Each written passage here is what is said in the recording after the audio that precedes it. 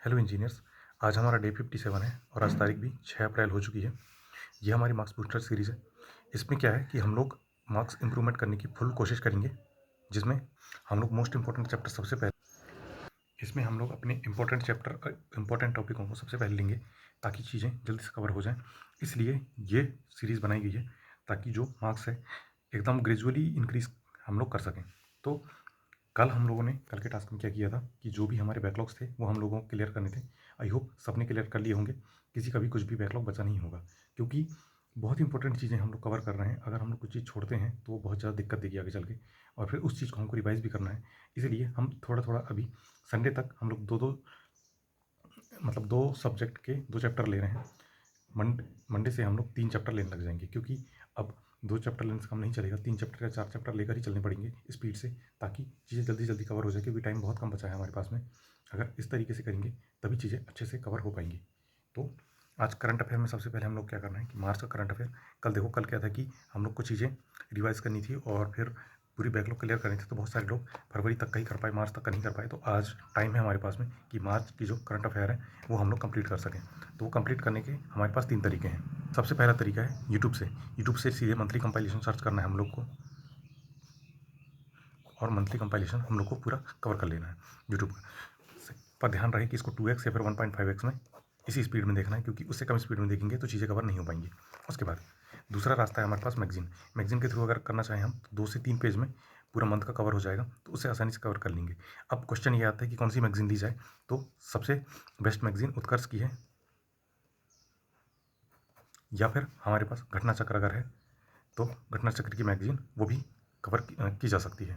या फिर अगर हमारे पास कोई फर्दर टेस्ट सीरीज़ है तो टेस्ट सीरीज़ के थ्रू भी किया जा सकता है। टेक्स्ट बुक की टेस्ट सीरीज़ में 50 क्वेश्चन है एक मंथ के, तो उससे भी किया जा सकता है। या फिर अदर कोई टेस्ट सीरीज हो उसमें करंट अफेयर हो तो वो करंट अफेयर भी हम लोग कवर कर सकते हैं। उसके बाद फिर आ जाते हैं हमारे नॉन टेक वाले पोर्शन में। तो आज हम लोग क्या करना है, पॉलिटी में सिटीजनशिप ये कंप्लीट कर लेना है, और फिर फंडामेंटल राइट्स ये हम लोग को शुरू कर देने हैं। देखो पूरी चीज़ें कवर नहीं हो पाएंगी, कुछ चीज़ें बच जाएंगी, चल जाएगा, लेकिन कोशिश करना कि पूरा कंप्लीट करने की।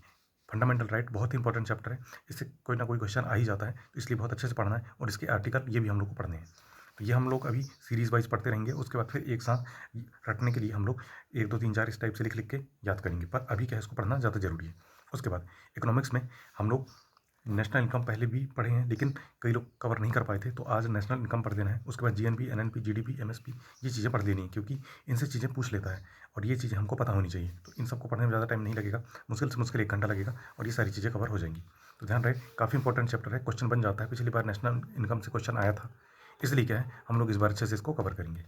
उसके बाद बायोलॉजी में क्या करना है, आज हम लोगों को बायोलॉजी में विटामिन कवर कर लेने हैं। विटामिन के भी 1 2 क्वेश्चन आ जाते हैं कभी कभार, तो विटामिन सारे हम लोग को याद कर लेने हैं कि किस विटामिन का क्या नाम है, प्लस किस विटामिन से की कमी से क्या रोग होते हैं, तो वो एकदम आ जाते हैं और आसानी से बहुत ही इजी रहते हैं क्वेश्चन। अगर हमने पढ़ा है तो एक बार में हम लोग टिक करके आसानी से आगे बढ़ सकते हैं। उसके बाद फिर स्टैटिक जीके में क्या करना है, इंपॉर्टेंट बुक्स। तो देखो बुक्स के बारे में भी क्वेश्चन आता है, इसलिए क्या है बुक्स को पढ़ना जरूरी है।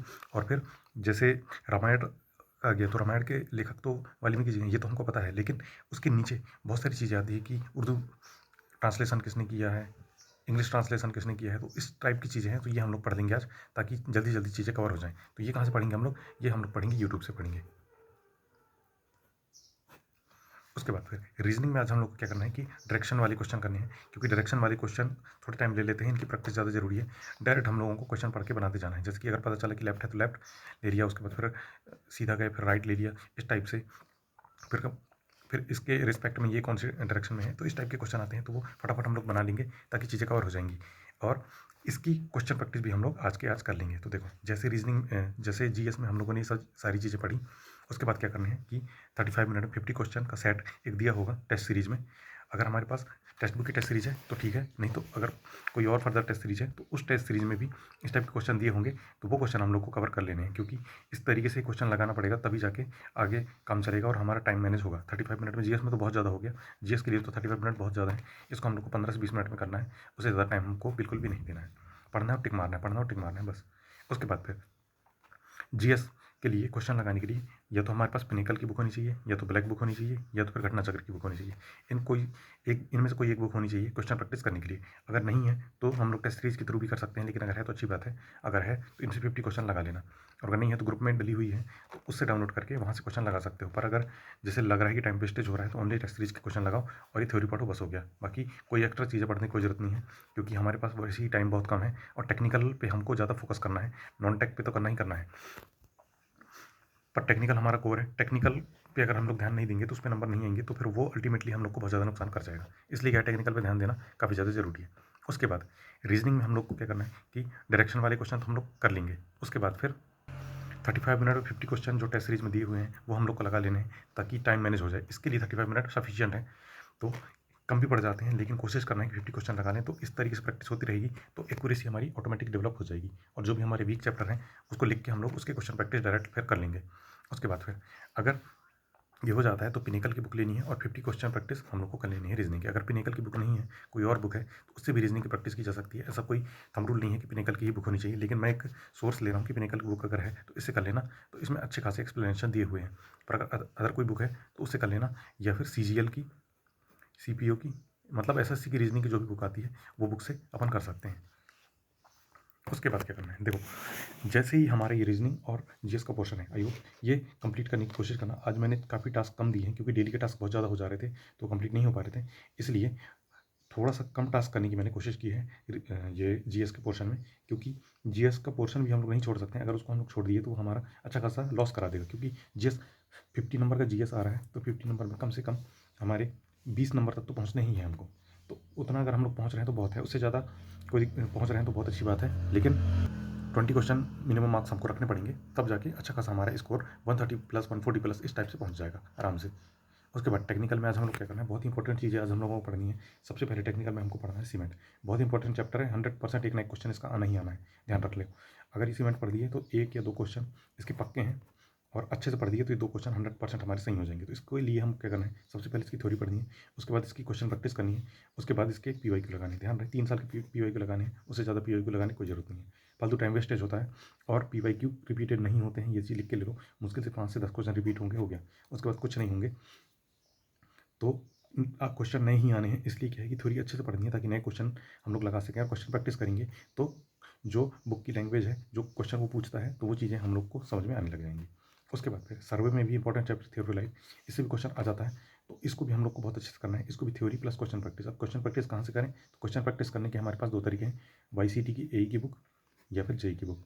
इसके अलावा मैं कोई भी बुक रिकमेंड नहीं करूँगा, क्योंकि यही बुक सबसे सही बुक है, और इसमें पूरी बुक नहीं लगानी, 50 क्वेश्चन लगाने हैं इसके, 50 क्वेश्चन इसके लगाने हैं, बस हो गया। एक्स्ट्रा कोई क्वेश्चन लगाने की जरूरत नहीं है, 50 क्वेश्चन लगा लिए मोर देन इनफ है, क्योंकि हमारे पास टाइम बाउंडेशन है, टाइम कम है हमारे पास में।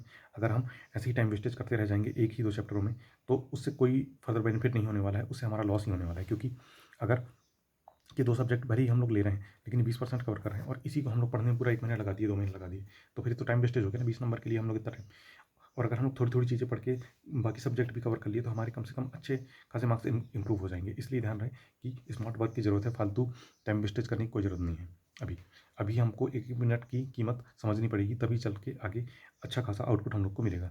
इसलिए ध्यान रहे कि बिल्कुल टू द पॉइंट चीज़ें पढ़नी है, जो काम की चीज़ें हैं, जितने क्वेश्चन सफिशिएंट लगे उतने क्वेश्चन लगा लेने, बस हो गया। उसके अलावा एक्स्ट्रा चीज़ें पढ़ने की कोई जरूरत नहीं है। उसके बाद जैसे ही हम लोग कर लेते हैं, सीमेंट की क्वेश्चन प्रैक्टिस हम लोग कर लेंगे, और फिर इसके भी क्वेश्चन प्रैक्टिस हम लोग को कर लेने हैं, YCT AE या फिर JEE जो भी बुक हमारे पास है उससे।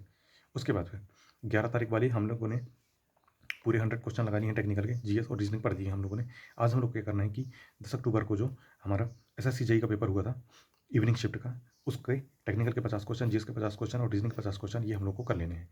तो इससे क्या है कि चीज़ें पूरी की पूरी हम लोग को PYQ भी लग जाएंगे, और यहाँ तो हम लोग PYQ लगा ही रहे हैं, तो वो PYQ से एक अंदाज़ा लग जाएगा किस टाइप क्वेश्चन पूछते हैं, किस लेवल के क्वेश्चन पूछेंगे, और वही लेवल आएगा, चाहे एग्जाम एजेंसी कुछ भी हो जाए। उसके बाद PYQ बुक अगर है हमारे पास में, तो टेक्निकल के 50 क्वेश्चन कर लेने हैं, और नॉन टेक 50 क्वेश्चन इससे लगा लेने हैं। अब आते हैं अपनी अपनी क्वेरीज के ऊपर। तो देखो MP सब इंजीनियर वैकेंसी का बहुत बड़ा अपडेट आया है। अगस्त 2024 में एग्जाम होने वाला है, तो 100% मैं गारंटी के साथ बता सकता हूँ, या तो जून लास्ट में या तो जुलाई स्टार्ट में इसका नोटिफिकेशन आ जाएगा। तो बहुत ही अच्छी अपॉर्चुनिटी है। अभी जो हम लोग इसकी तैयारी करेंगे, इसके साथ में सब इंजीनियर की भी तैयारी हो जाएगी। वैसे तो JEE के सामने सब इंजीनियर की कोई वैल्यू नहीं है, इसकी हर चीज़ों में डिफरेंस आता है, लेकिन फर्दर हमारे पास बहुत अच्छे खासे चांस हैं। और फिर रेलवे जेई का भी नोटिफिकेशन इनकमिंग है, मतलब बहुत जल्दी रेलवे की भी वैकेंसी आने वाली है।